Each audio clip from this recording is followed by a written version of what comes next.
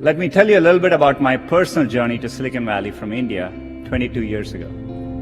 Growing up in India, like many of you, I got my first telephone when I was 12. In my case, it turned out to be a rotary phone, so it wasn't that great for selfies, but I still loved to call my friends, play with it, and sometimes take it apart. That telephone cemented my fascination with technology. I remember in my parents' house in Chennai, reading about the invention of the transistor at Bell Labs. Of course, that initial invention helped found what became known as Silicon Valley, and out of that came companies like Fairchild Semiconductor and Intel, and all the computers and software that we all use today. You can draw a direct line from that invention to the technology that powers your Twitter feed or your WeChat messages today. I remember reading about that and thinking, it's the idea that matters. It didn't matter where you come from or what your background is. One revolutionary idea, one brilliant invention can unleash other entrepreneurs to revolutionize industries in ways you could never predict. The people who build the transistor in many ways enable the entrepreneurs who are using incredible processing power to analyze data and diagnose cancer. In the same way, the invention of smartphones and GPS has enabled other companies to build apps that revolutionize the way we travel around cities. That's why I came here. I had a deep desire to be part of this exchange of ideas, this community of entrepreneurs. And coming to the global hub where this was all happening, I felt welcomed and embraced. People didn't care where I came from, only my ideas and hard work mattered. I'm not alone. The Valley attracts people from all over the world. That is why you're here. I'm excited that over 700 entrepreneurs from over 170 countries are joining us here today. The possibility that anyone with the right idea at the right time can have an impact on others, that is no longer limited to a single place. It's possible everywhere. In India, another early and insightful decision was to create the Indian Institutes of Technology. These are leading engineering and technical institutions that are government supported. I still vividly remember as a teenager jumping onto a crowded train in Chennai and traveling for 24 hours to attend my school at IIT Kharagpur. And that opportunity changed the course of my life. These institutions over many decades have played a huge role in creating generations of skilled entrepreneurs in India. There are many countries helping to create positive environment for their entrepreneurs. What we are seeing now is an unprecedented global opportunity. In China, a few months ago, I met entrepreneurs combining social, commerce, and business platforms in entirely new and unique ways. And earlier, I mentioned a game built by an entrepreneur from Vietnam, and he created Flappy Bird. He was a developer from Hanoi who wanted to create simple games, non-violent games, that reminded him of why he fell in love with gaming in the first place. And it quickly became one of the world's most downloaded games for Android and iPhones. Great ideas in technology no longer come from just Silicon Valley. They can and do come from anywhere. And now they can quickly reach scale. I see hubs growing all over the world. Germany, Brazil, UK, Israel, China. The latest figures say that 21% of adults across 60 countries intend to start a business in the next 3 years. And there are over 200 million women around the world who are starting or running a business. It's clear that Silicon Valley is now as much an idea as a place, and it is an ideal of what's possible.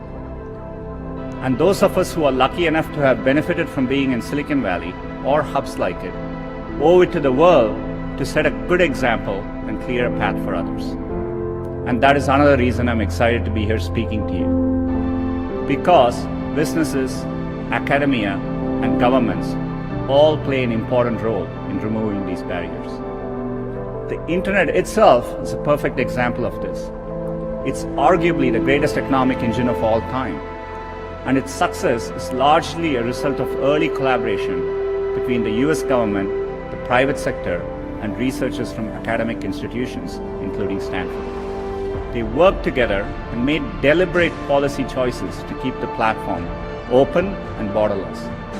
The course of history shows that this open model can unleash innovation, opportunity, and benefits for people everywhere. In the US, recently the Departments of State and Commerce appointed digital economy officers who will work to remove barriers and help entrepreneurs reach communities around the world. At Google, we are committed to playing our part to foster the next generation of entrepreneurs.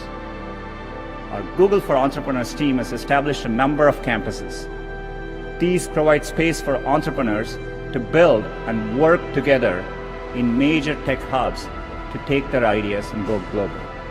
We have opened campuses in London, Madrid, Sao Paulo, Seoul, Tel Aviv, and we look forward to reaching new cities in the future and perhaps welcoming some of you to drop by. Google tools help businesses launch and grow every day. More than 30 million small businesses globally rely on at least one Google product to find customers, to grow, and to be productive. Training. We are also committed to train 5.5 million people on digital skills, investing over $140 million during the past year. In the next year, we aim to provide free digital skills training to 1 million young people in Africa alone. At Google, entrepreneurship is in our DNA. Google was founded here at Stanford, and the company's first home was in a garage just a couple miles from here. Like many of you in the audience, our founders were two young people with a vision of a better future, a better way, and they decided to follow their dreams. We now live on our own campus down the road and in dozens of countries, but the spirit continues. In fact, our most popular products almost all began as big ideas that small entrepreneurial teams dreamed up and made happen. Gmail started with one person's passion to reinvent email. Today, it has over 1 billion monthly active users. Our browser Chrome, a small team's obsession to bring a faster, more secure web to everyone, now has over 1 billion monthly active users. Cardboard, our virtual reality viewer, two engineers in our Paris office had an idea of what's possible with a piece of cardboard and a phone. Now more than 5 million viewers are taking people to new worlds. Using Cardboard, teachers can take their classes on virtual field trips from the Great Barrier Reef to Machu Picchu. First Lady Michelle Obama made this part of her Reach Higher Education initiative. More than 1 million students from 11 countries have gone on virtual field trips.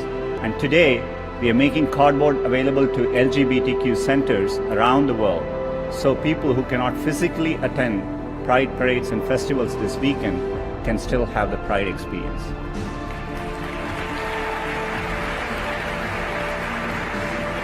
All of this came from two engineers in Paris' bright idea. We don't know what's next or where it'll come from, but we know that the barriers to entrepreneurship and to bringing ideas to global audiences are tumbling.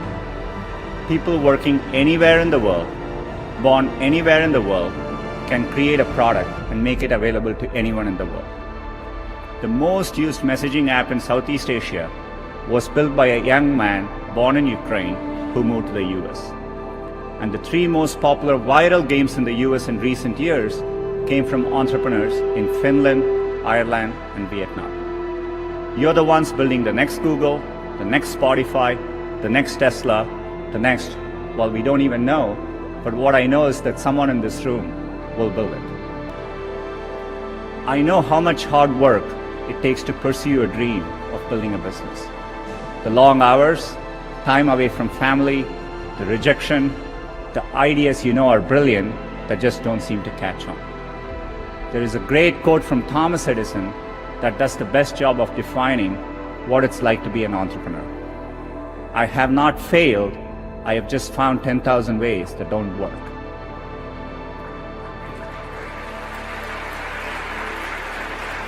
Everyone here is part of a tradition that stretches all the way back to Edison and up to companies like Google today.